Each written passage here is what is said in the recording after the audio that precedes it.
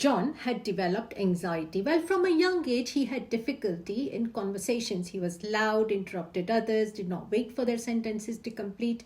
And often at work, his line manager would discuss this in his supervision. You need to wait for your turn. His friends and colleagues found him restless and difficult to keep up with. When I met him, he felt embarrassed to even discuss these problems because his self-esteem was quite low. Most commonly, partners, friends, or work advise individuals to seek help and check for symptoms of attention deficit hyperactivity disorder.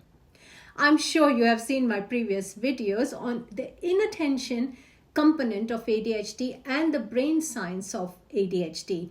Today, let's discuss the hyperactivity impulsivity element of ADHD or attention deficit hyperactivity disorder. Like I've said before, ADHD is a neurodevelopmental condition, which means it is present from childhood and usually manifests before 7 years of age. In fact, many individuals who have it lose their diagnosis by the time they're adults because they have made significant adjustments. Now, many common mental health problems, they can accompany ADHD. This can include anxiety, depression, bipolar affective disorder, substance misuse problems like alcohol, drugs, addictions, sleep problems, personality disorders.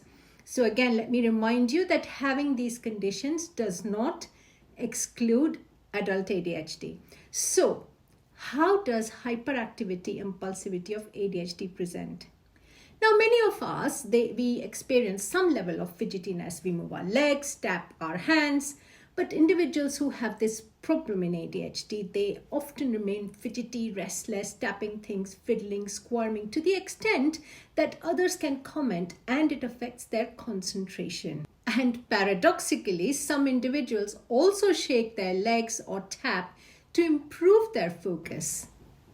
Many individuals stand up from their seat when it is inappropriate, be it in a work meeting, dinner table, in lectures, and they find themselves moving around, stressed if they have to sit, and constantly making excuses to get up and walk. Now, this is because of the inner restlessness of ADHD, and I find people often describe it as, I have ants inside me. The degree can be so much that they avoid situations where there is an expectation to sit. The restlessness can also lead to agitation, like one has to constantly do something, always on the go, finding it hard to relax. And individuals can have too much energy, stepping over their own boundaries, and they can come across as excessively driven. People will say, where do you find so much energy from?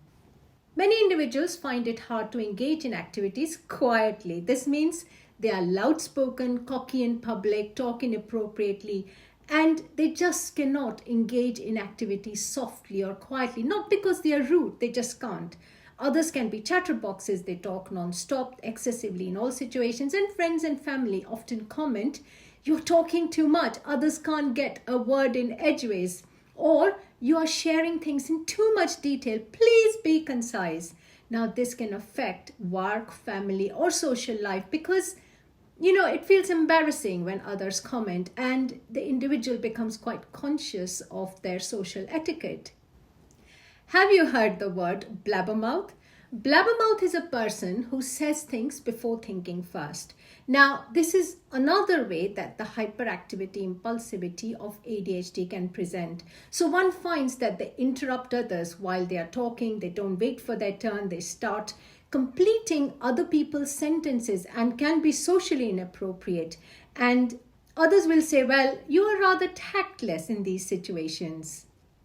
Individuals with hyperactivity impulsivity characteristics of ADHD can be very impatient. Now, who likes queues? Who likes traffic jams? But those with ADHD just struggle with patience, not only in their day-to-day lives, but also in their jobs, relationships.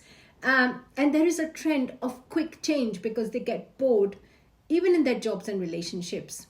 Impatience and impulsivity can also manifest as intrusion or interruption or into other people's activities. For example, disturbing others without being asked. Often others will say you are being intrusive or you're crossing boundaries. Do you recognize this person? Today, I want you to do this exercise. If you believe you have at least 5 or 6 of the symptoms I have described, then start journaling and writing on a regular basis how often you experience these symptoms, and put as many examples as possible and how it affects your life.